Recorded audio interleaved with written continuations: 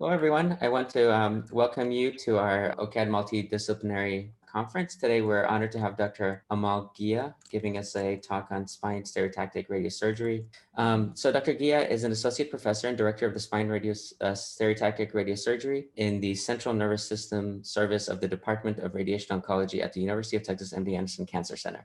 Dr. Ghia treats patients with primary as well as metastatic disease to the brain and spine using advanced radiation tools such as gamma knife, proton radiation, and image-guided stereotactic radiation personalized to an individual patient's clinical case. Spine stereotactic radiosurgery is an emerging non-invasive ablative treatment option that is an alternative to surgery for patients with disease in the spine. As director of the Spine Stereotactic Radiosurgery program, he oversees the clinical and academic operations of the SSRS program, which includes serving as the principal investigator of 2 randomized institutional trials. And today, Dr. Ghia is going to talk to us about an overview of spine radiosurgery and what we as radiologists need to do to make their job easier. Take it away, Amol. Great. Thanks, Parang. I appreciate the introduction. My name is Amol Ghia, and what I'd like to do is provide an overview on spine stereotactic radiosurgery with a particular emphasis on how we can collaborate and to optimize clinical care for these patients.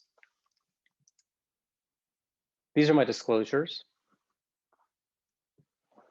So what is spine stereotactic radiosurgery and how is it different from traditional radiation to the spine? So this is a tool largely used for patients with metastatic disease. And historically speaking, when radiation has been used to treat patients with metastatic disease to the spine, the intent was palliative. And so patients would commonly present with pain. We would localize the pain to the spine with CT scans or MRIs. And then we would be able to offer a palliative approach, which is shown on the left here with conventional radiation. So for instance, the radiation could simply come from ports from the front and from the back, and a segment of the spine could be irradiated with once daily doses given over a couple of weeks. And with this approach, it was very effective for short-term palliation. But what you can appreciate from this image, which is a screenshot of a radiation plan, in which you can see the port from the front outlined in red and from the back outlined in green, and then the radiation doses outlined in these various colors, with the red outline representing the volume that's receiving a minimum amount of the prescription dose. And so you can see that, yes, the bone is getting irradiated, that's the target, but the nearby critical structures are getting the same dose, so the spinal canal, the bowel. And so with this approach, we're limited to, for instance, 30 gray in 10 fractions, which is a common palliative regimen, and one that's well tolerated by the normal tissue. And it's an approach that can be effective for palliation, but if our goals are long-term, so long-term palliation or long-term local control, then this dose isn't commonly expected to achieve those goals. Now on the right, we see an example of a spine stereotactic radiosurgery plan. It's more advanced. And so instead of the radiation simply coming in from the front and from the back, the radiation comes in from multiple angles, at least 9. And we're able to use computer software that helps conform the dose of radiation to where the disease is located, which is the bone. And so we see here that the disease is shaded in red, and now we're able to deliver a higher dose of concentrated radiation to the disease specifically. And what I hope that you can appreciate is that there are different colored lines in succession, in close succession, in between where the disease is located and where the spinal cord is located. And so this is the dose penumbra. So there's a sharp dose fall off here. What that means is that the spinal cord now is getting a much lower dose of radiation than the disease located in the bone. And if we can deliver this radiation precisely, then we can safely concentrate the radiation and deliver it in 1 to 3 doses of radiation. And this concentration of dose is much more powerful, and the effects are ablative. So as I mentioned, conventional radiation, the tool that has historically been used, has its limitations. We are limited by the nearby critical structures, and as such, we can deliver 30 gray in 10 fractions or 8 gray in a single fraction, for instance, with short-term palliative benefit. However, there are limited data on durable local control using this regimen, and I'll explain why in the coming slides. And there's limited efficacy for radioresistant histologies. Some of this is extrapolated from other disease sites, like patients with brain metastases, in which commonly used regimens like 30 gray in 10 fractions to the whole brain have limited efficacy for radioresistant histologies like renal cell carcinoma. And then, of course, if an area has been previously irradiated, then delivering radiation using conventional or traditional techniques increase the risk of toxicity to involved nearby critical structures. So why is it that our modern cohort of patients may benefit from a more aggressive approach relative to the cohort of patients that were treated on famous clinical trials involving patients with bone metastases? Well, the reason is because they're living much longer due to advances in systemic therapy. So we commonly quote some historical clinical trials when we justify various conventional radiotherapy approaches. This is a cooperative group trial that accrued 900 patients from 1998 to 2001. So I'm not talking about the 70s or 80s. It's a relatively recent cohort of patients. I highlight this only to illustrate what the primary endpoint was. The primary endpoint on this clinical trial, this large cooperative group, was pain relief at 3 months.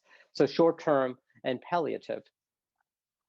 The famous Patio Study, in which patients with cord compression and were pre-selected to be surgical candidates with an expected survival of at least 3 months and enrolled in the 90s. The primary endpoint on this trial wasn't 1 year pain control or 1 year local control. It was post-treatment ambulatory rate. And even in the cohort that was treated most aggressively, and again, this is a pre-selected cohort of patients expected to survive at least 3 months, the median survival was 4 months. How does this compare to a modern cohort of patients that we treat? Well, these are patients that were treated at MD Anderson with spinal SBRT. And we developed a prognostic model for these patients. Using various clinical factors that I won't go into, we were able to develop 4 prognostic groups for these patients. Group 1 representative of the most excellent prognosis, group 4 the poorest prognosis. And you can see that even our group 4 patients, the worst players, their median survival was 9 months. On the Patio Study, again, the median survival on the patients getting surgery followed by radiation was 4 months. And so even in our worst players, we vastly outperform patients treated on historical clinical trials. In fact, the median survival of our patients that were enrolled on clinical trials for spinal SBRT is at least 2 years.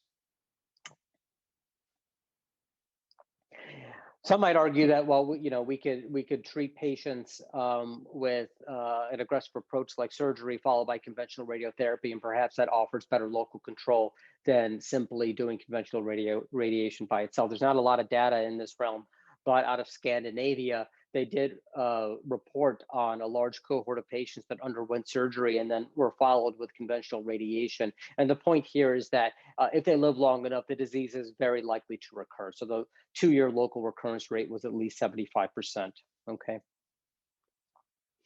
And so all this to say that we cannot rely on conventional radiotherapy by and large, even when combined with surgery, to offer long-term local control. And our patients nowadays are living a lot longer due to advances in systemic therapy. Here's an example of a patient that I treated with spinal SBRT, and I hope it's illustrative of the power of spinal SBRT. This gentleman had oligometastatic melanoma, and it was originally diagnosed in 2014. And he had this oligoprogressive presentation where he was treated with regional effective therapy and then developed a lung met that was treated with SBRT. And then eventually the following year, he developed a brain met, and we were treating him with stereotactic radiosurgery, and he complained of back pain. So we imaged his spine and it showed this. So you can appreciate that there's this large dominant lesion at T11 with a significant paraspinal component as well as a significant epidural component. And we would generally approach a situation like this with surgery followed by some form of radiation due to the cord compression. But he wasn't a surgical candidate. He had significant cardiac comorbidities. So we enrolled him on a clinical trial in which we treated this disease with radiation by itself. Again, melanoma is a radio-resistant histology, so we would not expect traditional radiation to offer significant long-term benefit. But with stereotactic radiosurgery, we were able to offer long-term clinical benefit. So we delivered the stereotactic radiation. The plan is shown here. So what you can appreciate is that the radiation dose, which is outlined here in white and here in blue, is being delivered very conformably to where the disease is located. And we're able to protect the spinal cord with a sharp dose fall off. And following treatment, he had a complete pain relief and for years thereafter, complete local control. What you can also appreciate is that we're not just targeting the disease itself, and this concept of delivering at-risk tissue is particularly important for us to recognize as we work together in a multidisciplinary fashion to identify where the gross disease is located in the spine. Using traditional palliative radiation where there's a large block getting treated, it's not so critical to know exactly where within the vertebrae the disease is located, but because we're delivering such focused radiation, it becomes much more important to know what part of the bone is involved. This classification system was developed by the International Spine Radiosurgery Consortium to help identify what we need to target with the radiation dose. And so the vertebrae is divided into 6 anatomic segments: the vertebrae, the pedicle on each side, the lamina with transverse process on each side, and the spinous process.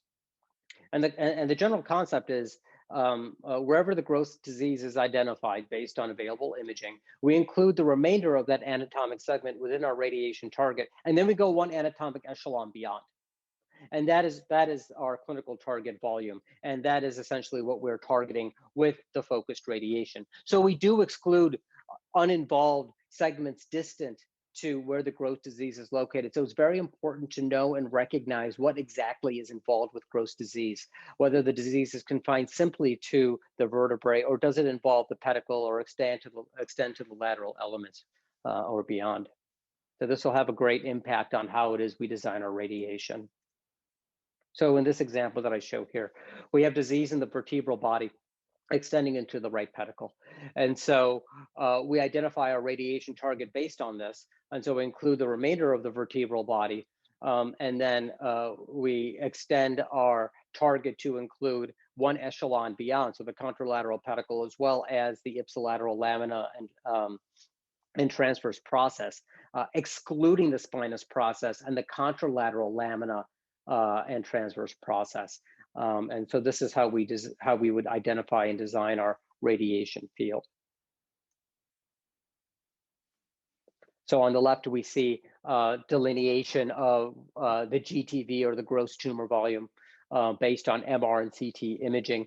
And then on the right, we see the associated clinical target volume, the CTV, delineated based on the international consensus guidelines.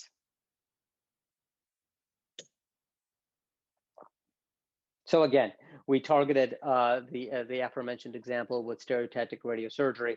The results are on the right. And so this is a 1-year MRI scan showing complete decompression of the spinal canal and just residual scar tissue remaining, and the patient had a complete clinical benefit from the treatment. So it is a very powerful tool with expected long-term local control, even for radio-resistant disease. But radio-resistant disease isn't the only disease that we target with this tool.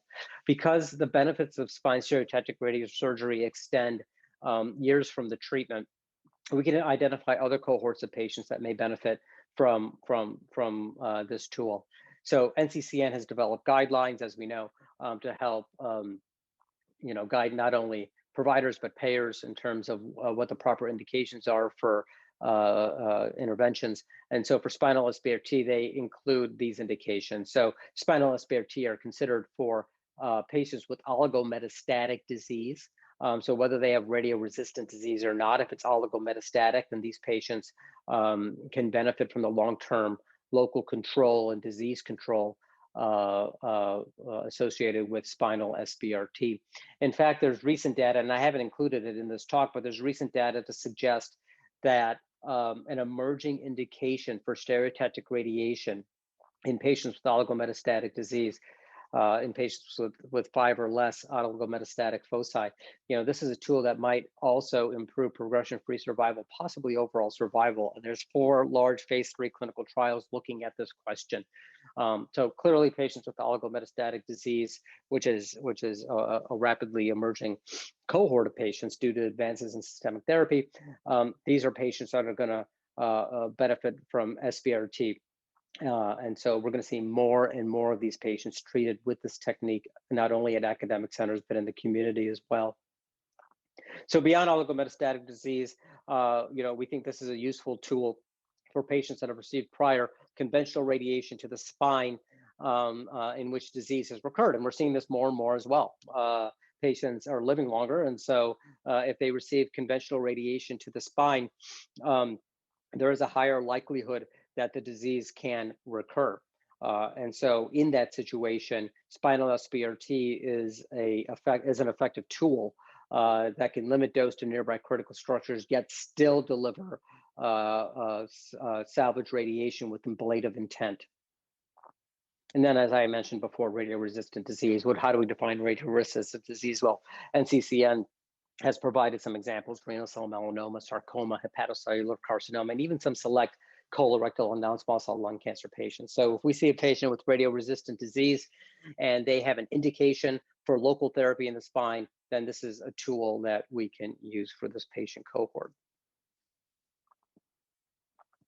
When we discuss patients and select patients for spinal SBRT, we do it in a multidisciplinary collaborative venue, which is our spine radiosurgery conference. And this is led largely by Dr. Amini, who presents the cases and reviews our cases. And then we have a conversation about the best management using these criteria. And this is a conference that is attended by interventional radiologists as well as spine surgeons as well. So we look at 4 general factors: neurologic, oncologic, mechanical, and systemic criterion. And this will help determine whether a patient needs or will benefit from a multidisciplinary approach, surgery with spinal SBRT, whether conventional radiation may be more appropriate. And an accurate sort of review of the imaging is critical to make these determinations. So again, this is a conference that's attended by the multidisciplinary team. I consider it essential, particularly for the prospective management. If we go forward with a radiation plan without consulting the surgeons, or if the surgeon goes forward with a surgical plan without consulting with the radiation oncologist, then there's an opportunity missed to optimize care. And then each of our cases undergoes a one-on-one peer review. So it's a rigorous process. It requires advanced physics oversight, but it is a procedure that's going to be more and more common in the community. So let's walk through this multidisciplinary approach and how it's relevant for the diagnostic radiologist. So the first component that we look at is the neurologic component. And so this involves identifying not only whether patients clinically have a myelopathy or not related to the disease, but also whether they have low-grade or high-grade epidural spinal cord compression. And sort of quantifying this helps us determine whether there's a role for surgery in addition to radiation. So the criteria that we use to kind of grade the degree of epidural extension is the MESCC scale. This is a scale developed out of Memorial Sloan Kettering. And so we commonly, and the neurosurgeon there, Mark Bilski, so we commonly refer to it as the Bilski scale. But schematically, it's shown here. It's a scale that goes from 0 to 3. 0 is no epidural disease at all. 3 is the most severe form in which CSF is obliterated at the level. And you can see that there is 1A, 1B, and 1C. These are all low-grade epidural extent of disease. So 1A is epidural impingement without deformation of the thecal sac. 1B is deformation of the thecal sac without spinal cord abutment. And 1C is actually spinal cord abutment. 1C, some would consider that higher grade because it does impact whether we would recommend a separation surgery prior to a spinal SBRT approach. In the middle, we see grade 2 disease, and that's actual deformation of the spinal cord, but there's still CSF present at that given level. So this example I showed earlier of our patient with melanoma and oligometastatic disease to the spine that we treated, we can see that the cord is displaced, but there's still CSF present at the level. So I would consider this a Bilski grade 2 or MESCC grade 2 disease. So it's useful to have to use this scale because it really will impact clinical care.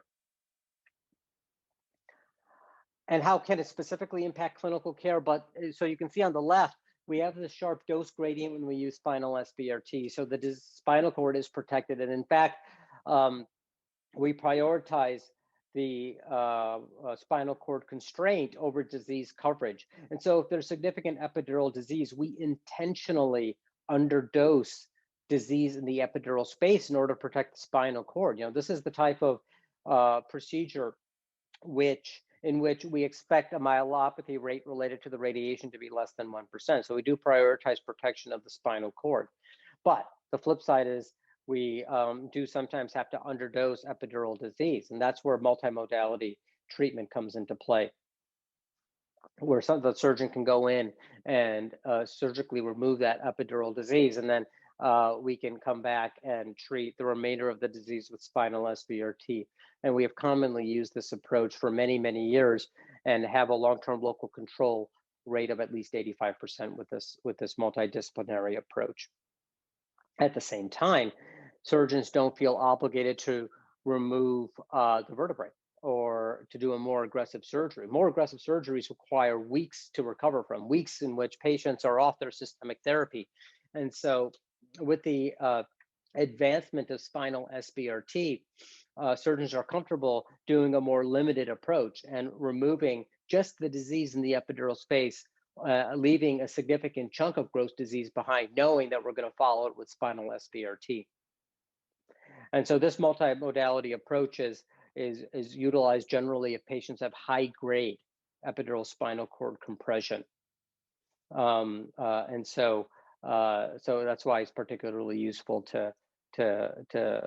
for us to understand what the degree of epidural disease is. Okay, now moving on to the next criteria. The next criteria that we use to determine the appropriate treatment algorithm or the appropriate treatment approach is oncologic. What this means is patients are identified to have either radiosensitive disease or radioresistant disease / previously irradiated disease. Okay, how do we make that determination? Well, there's data.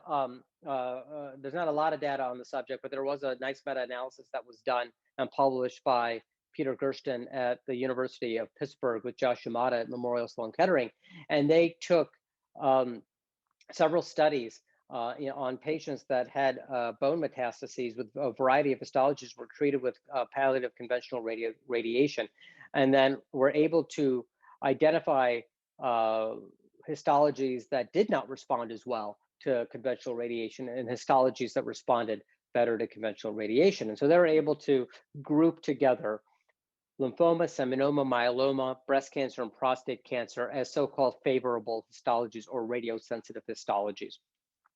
By way of comparison, patients with sarcoma, melanoma, GI tumors, non-small cell lung cancer, and renal cell carcinoma did not respond quite as well to conventional radiation. And so they're viewed as more radioresistant histologies. And so we still use this classification to help guide our treatment decision-making. And patients that have more radiosensitive tumors may be more appropriate for conventional radiation, whereas those with radioresistant tumors, we really do push for them to receive spinal SBRT. How effective is this tool? Well, we ran a prospective clinical trial at MD Anderson to demonstrate that it's a very effective tool. So these are patients that had largely radioresistant tumors and excuse me, and they received single fraction radiosurgery. And again, this is a prospective clinical trial.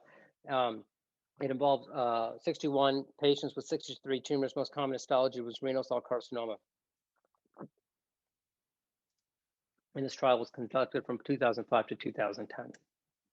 And what we can see here is that the local control was excellent. At 18 months, the local control was 88%. And that's shown with the Kaplan-Meier curve on the left. Just as important, though, we were able to select the right patients that would benefit from this long-term local control. And so you can see on the right, the median survival for patients that were treated on the trial was 30 months. And the 2-year overall survival was 60%.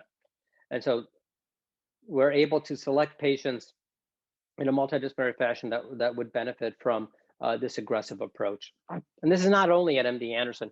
At multiple institutions around the world, spinal SBRT has been demonstrated to be very effective with local controls at least 80% and very limited toxicity.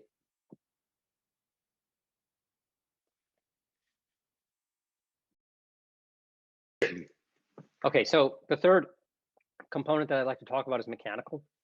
And this is particularly relevant for the surgeons. And so patients can present with pain, but it's critical to identify whether the pain is mechanical or not, because mechanical pain can be suggestive of a stability issue. A stability issue isn't going to be fixed with radiation. It's only going to be fixed with an intervention like a percutaneous stabilization or a cement augmentation. But even in patients that don't have frank mechanical pain, for which the decision is obvious that they need surgical intervention, there still is a cohort of patients that still may need a stabilization. And we can use the spine instability neoplastic score to help guide us in recommending stabilization for patients that don't have frank mechanical pain. And it's critical that we know this up front so that this can be offered to patients before they receive radiation, if indicated. This spine instability neoplastic score looks at 6 elements: location, pain, the quality of the bone lesion, alignment, whether there's fracture present, or whether the posterior lateral elements are involved. So you can appreciate that a detailed analysis, a radiographic analysis, can help us identify potentially unstable patients who would otherwise not receive a stabilization procedure, but for which a stabilization procedure is indicated. So the SIN score is something that we use on the clinical side to identify these patients that might need a surgical, at the very least, a surgical consultation. So let's talk a little bit about the risks of spinal SBRT and what we look for after treatment. The most common identified acute toxicity is a pain flare. And this is a temporary spike in pain in the hours after the treatment. We think it's due to inflammation. It happens about 15 to 20% of the time, and we generally manage it with dexamethasone. So patients may receive spinal SBRT, and then if they don't contact the clinic and experience severe pain in the back, they might present to an ER and have a scan done. And if they have a history of receiving spinal SBRT earlier in the day, or in their recent history, it might not be related to disease progression or progression of fracture. Their pain could simply be related to this phenomenon. It self-resolves, and again, it's salvaged very easily with dexamethasone. How about some potential long-term side effects? The most common long-term side effect that we're worried about is vertebral body fracture, and I'll talk about that in a little bit. But the rate of myelopathy related to the radiation is much less than 1%. There is a chance for radiculopathy, and so if you have a patient that receives spinal SBRT, and then in their routine and follow-up in their clinical indication, they report a patch of numbness or weakness, they could have a radiculopathy related to the radiation. The risk of a sensory radiculopathy is about 10%. The risk of a motor radiculopathy is about 3%. The risk of esophageal toxicity is low, but it has been reported in the literature. So let's talk a little bit more specifically about vertebral body fracture. This is a phenomenon that was identified early on by Memorial Sloan Kettering as a risk following single fraction radiosurgery. And so their report is listed on the first line here. And they reported this in 2009. And so what they had reported was that the radiographic fracture rate following spinal SBRT could be as high as 39%, which is pretty alarming. You know, if you look at the fine print, they had included asymptomatic end-plate fractures and fractures related to disease progression. When you exclude those and just include the radiation-related fractures that require a stabilization, that risk is much lower. And in the study reported here, so in the present study, the same group looked at 550 levels treated to 24 gray in a single fraction, which is about the most aggressive radiation delivered for spinal SBRT. And the stabilization rate was 8%. So the risk is there. You may identify radiographic fracture after spinal SBRT, but the risk of requiring stabilization is much lower. So let's talk a little bit now about some considerations for the radiologist. So I hope I've laid an outline for what the rationale is for spinal SBRT, what the how the technique differs from conventional radiation, what the long-term benefits are, what the toxicities are. So let's talk a little bit more now about you know, how all of this plays a role in the initial characterization and follow-up assessment of spinal disease. So it's critical for us to have an accurate labeling of levels when we assess patients for spinal SBRT, particularly in their follow-up, so that we understand how the disease is responding to local therapy. It's also critical for us to have a differential if indicated. So if you know there are patients with oligometastatic disease, there's a lesion identified on an CT scan, worked up further with an MRI scan, and you know, it is possible for the radiation oncologist to not recognize that the lesion could be benign, like a Schmerl's node. So it's important to explicitly note whether lesions are equivocal or not, and whether Schmerl's node is in the differential. It's important for us to know whether patients have oligometastatic or polymetastatic disease, because this impacts whether we're going to offer spinal SBRT for certain cohorts.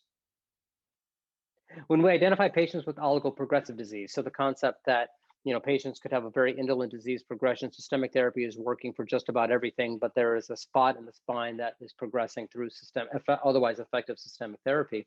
You know, we do treat those patients with spinal SBRT, and we've demonstrated that we can keep patients effectively on their well-tolerated systemic therapy if we can handle the one or two lesions that are progressing through.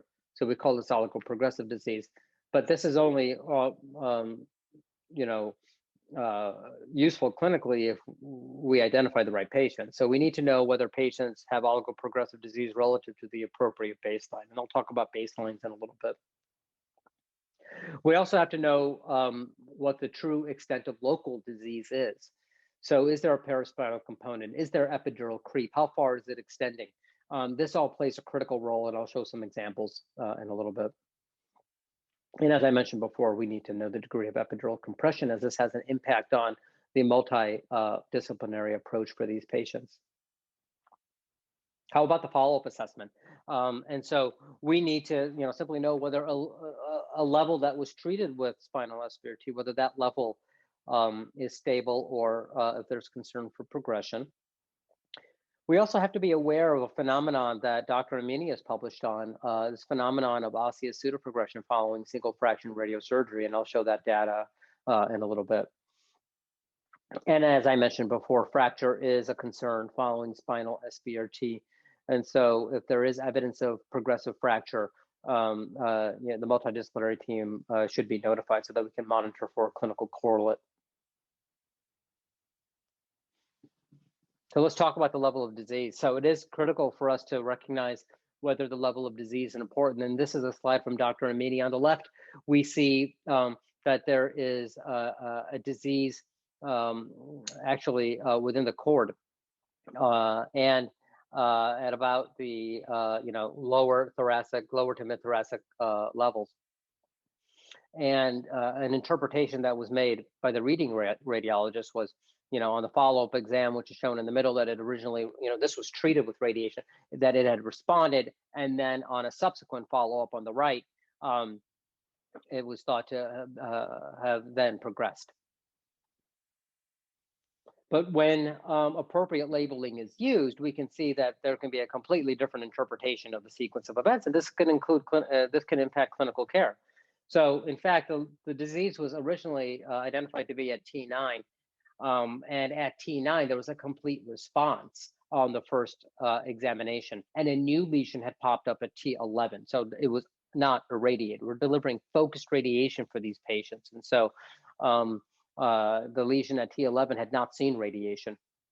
And you can appreciate that on the right, this unirradiated lesion has progressed. So the interpretation of the clinical course is completely different now. And radiation can be used at this radiation naive level at T11, if indicated.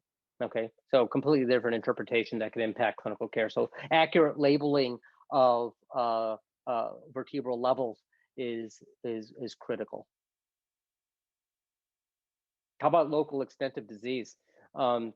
And so when we're delivering focused radiation, we're now really targeting a specific level, and the radiation dose fall-off is so quick that adjacent levels aren't adequately treated. So we need to know what levels are included with disease. So if there's signal abnormality at adjacent levels, we need to know what the level of suspicion is that that's extension of disease, because salvage stereotactic radiation to an adjacent level is very challenging. It may not be effective. So for instance, in this example, we see that there's obvious disease at T12, but if you look closely, there's some disease, or there's an imaging abnormality at T11. So we need to know whether T11 is involved or not. If it is, then we'll include that in our target. How about extent of epidural disease? This is very critical for us to make an assessment as to whether the right tool is conventional radiation or stereotactic radiation. Stereotactic radiation has great outcomes, but there are some limitations. We can only generally treat patients that have no more than 3 consecutive vertebral levels of disease. And so if there's epidural creep crawling beyond that, as we see here, then spinal SBRT is not the right tool to use, and we would use conventional radiation, which affords the advantage of a larger field, which can encompass the epidural creep seen here.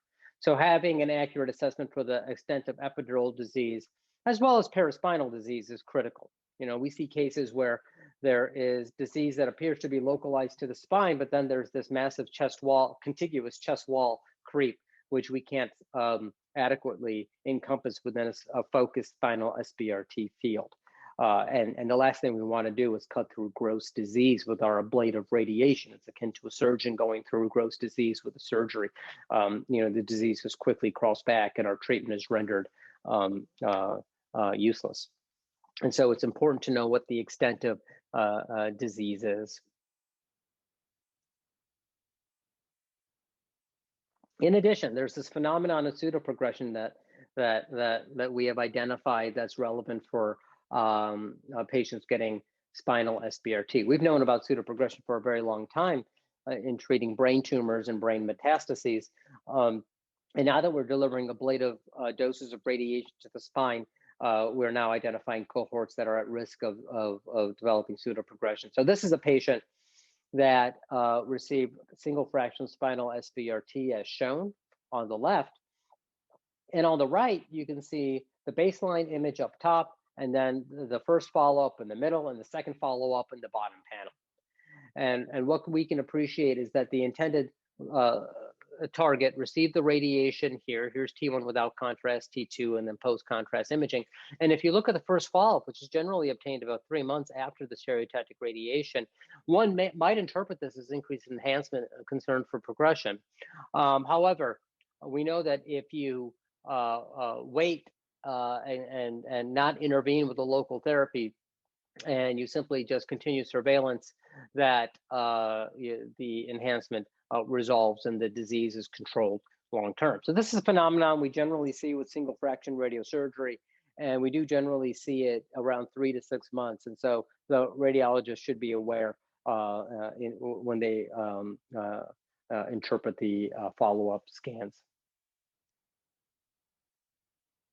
And so this is the typical time course seen in the patients here who had pseudoprogression. And so you can see that there's this increased risk of pseudoprogression about 3 to 6 months after spine radiosurgery. And again, I'd refer you to Dr. Amini's paper for more details. It's important that we use the correct baseline, particularly for patients that have oligoprogression.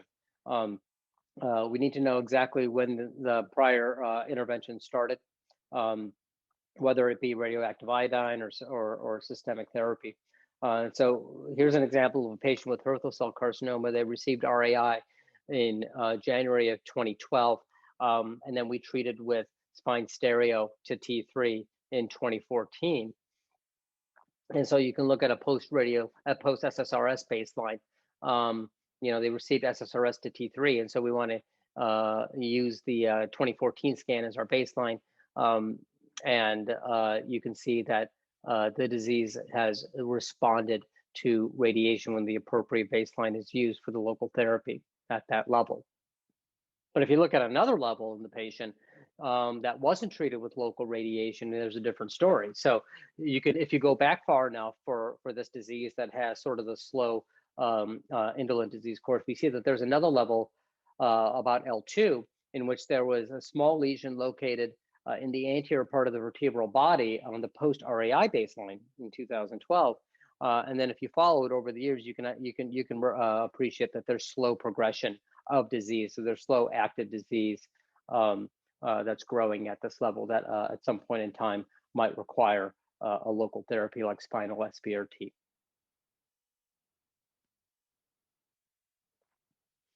So it's important, when we have, when we're delivering ablative radiation to a specific level, it's important to have an assessment and follow-up imaging of what's going on at that level. Is it stable? Is it progressing? Is it regressing? Is there concern for pseudoprogression, et cetera? And so having a clear statement based on a specific level is going to be important for us. If we have to come in with another intervention, which likely would involve surgery, we need to have a clear understanding of whether there's progression at a level that's been treated with spinal SBRT. In addition, there are other things that the radiation oncologist might be more interested in, such as whether the radiation failure happened in field or on the edge of their field or out of the field. And this might impact the expectations in terms of whether further radiation is indicated. But this is something for the radiation oncologist to kind of sort out rather than the diagnostic radiologist. So in summary, spine radiosurgery is a paradigm-shifting tool in the management of spinal metastases. It's a tool that has been around now really for 15 years, but is gaining greater and greater acceptance within the community as prospective clinical trials have demonstrated long-term benefits for these patients. And so it is going to become a more common tool used at academic centers and community practices. And so we have to be aware of how the integration of this tool impacts the interpretation of imaging. And a multidisciplinary collaboration is necessary so that we can not only select appropriate patients to receive spinal SBRT, but it'll also help guide the multi-modality practice for these patients. So I want to acknowledge the multidisciplinary team at MD Anderson, Dr. Amini, who's critical for the quality of care delivered for our patients with spine metastases, my spine radiation team, the neurosurgeons that play a critical role at our multidisciplinary conference in treating these patients, and our physics team. So thank you for your attention today, and I'm happy to take any questions. Thank you so much, Amol. Really appreciate that. And thanks for all the shout outs. I knew there was a reason I asked you to do this. Are there any questions for Dr. Ghia? No raised hands. Okay, it looks like you explained everything perfectly. Okay. All right, thank you very much, Dr. Ghia, for this for the nice presentation. Thank you. Okay, thanks. Bye.